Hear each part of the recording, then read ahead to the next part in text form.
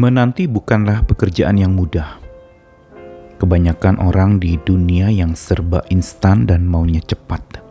Menanti menjadi sesuatu yang seringkali diabaikan, disingkirkan, bahkan dihilangkan sama sekali.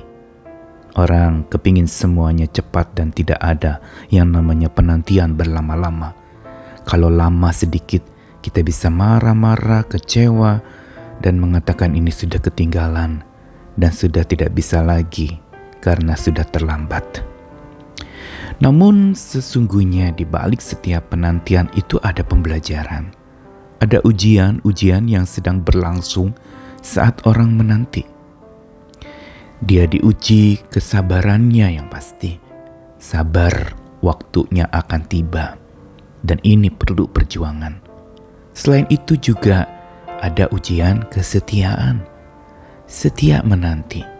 Walaupun belum kunjung tiba, tapi ada kesetiaan yang berbarengan dengan ketekunan untuk supaya penantian menjadi sesuatu yang ditekuni, dilakukan dengan sukacita dan penuh dengan kekuatan yang tetap bersemangat.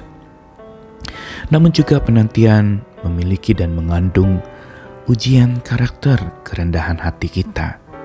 Rendah hati, sadar akan betapa terbatasnya dan rapuhnya kita. Karakter kita akan kesigapan kita dan juga akan kekuatan kita untuk menunggu waktunya sungguh merupakan latihan uji karakter yang membuat kita makin matang dan dewasa. Dan disinilah sebenarnya kita sebagai orang percaya perlu belajar dan berjuang dengan kekuatan Tuhan, karena sesungguhnya tak satu pun manusia yang memang pada dasarnya lemah dalam menanti bisa menanti dengan sabar. Perlu kekuatan yang membuat dia jadi sabar. Kekuatan apakah itu? Kekuatan bersandar kepada Tuhan. Tetap sandar walaupun gentar di dalam menantikan. Saya Nikolas Kurniawan kembali menemani dalam Sabda Tuhan yang menyapa kita hari ini. Pertama dari Amsal 16 ayat 32. Orang yang sabar melebihi seorang pahlawan, orang yang menguasai dirinya melebihi orang yang merebut kota. Lalu satu ayat lagi dari Mazmur 34 ayat 5 sampai ayat yang ke-6. Aku telah mencari Tuhan, lalu Ia menjawab aku dan melepaskan aku dari segala kegentaranku. Tujukanlah pandanganmu kepadanya, maka mukamu akan berseri-seri dan tidak akan malu tersipu-sipu.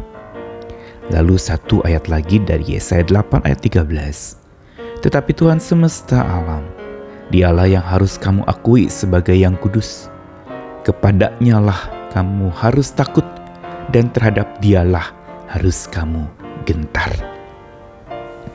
3 ayat atau 3 bagian ayat yang tadi dibacakan mengandung sebuah pesan tentang bagaimana seseorang itu bisa menjadi sabar saat menantikan. Seperti di dalam Amsal dikatakan bahwa orang sabar disamakan dengan pahlawan, yang berarti ada perjuangan, bukan sekedar beroleh kemenangan. Tapi pahlawan itu adalah sosok yang punya jiwa yang sangat tinggi dalam berjuang untuk dia terus bisa mengalahkan musuh-musuhnya. Inilah yang diidentikan dengan orang sabar. Dan orang yang menguasai dirinya di dalam menanti itu melebihi orang yang merebut kota. Berarti dia akan mendapatkan sebuah upah di ujung sana, kota yang direbutnya karena dia bisa menguasai dirinya begitu rupa.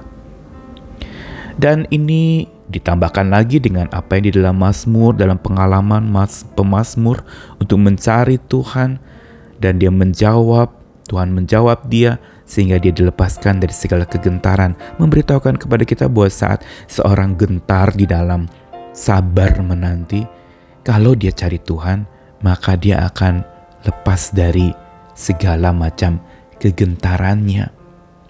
Dan kegentarannya itu juga menjadi sesuatu yang bisa terhapuskan saat seseorang matanya tertuju kepada Tuhan, seperti yang juga dalam Mazmur 34 tadi katakan. Sehingga muka orang itu yang tertuju kepada Tuhan akan berseri-seri dan tidak malu tersipu-sipu. Ini sungguh menjadi sebuah kekuatan buat kita. Namun Yesaya 8 ayat 13 merangkumkan semuanya dengan mengatakan apa? Sebagai orang percaya, maka yang harus kita akui dan harus yang kepadanya kita gentar adalah Tuhan sendiri. Bukan gentar karena kita menanti dan tidak datang-datang apa yang kita nantikan itu, tidak kunjung tiba apa yang kita harapkan itu. Bukan itu, tetapi kepada Tuhan sajalah kita harus gentar. Ini yang membuat seseorang menjadi sabar. Karena apa? Dia bersandar kepada Tuhan. Karena dia sadar bahwa Tuhan menyertai dia saat dia menantikan dengan penuh gentar itu. Ini kekuatan iman kita. Bukan semata apa yang kita lakukan kepada Tuhan, iman kita sesungguhnya. Tapi iman itu bicara tentang apa yang Tuhan lakukan untuk kita dan bersama kita. Itu jadi sandaran kita. Itu yang namanya iman kita. Percaya kepada Dia yang kepadanya kita bersandar, yang juga Dia dengan sabar menemani kita, sambil kita juga sabar menantikan Dia menunjukkan karyanya buat kita. Tetap sandar walau gentar. Gentar di hati bisa timbul saat menanti. Namun hanya mereka yang bersandar kepada Tuhan dengan sepenuh hati, tanpa berhenti, kita bisa sabar menanti. Bagi mereka yang hari ini sedang menantikan sesuatu atau seseorang atau apapun itu, bersandarlah kepada Tuhan agar engkau sabar menanti. Dan bila sudah tiba apa yang Tuhan jawabkan buatmu, bersyukurlah senantiasa. Bila belum, tetaplah berjuang bersama dengannya untuk kita bisa sabar menanti. Tuhan mengasihi kita sekalian. Amin.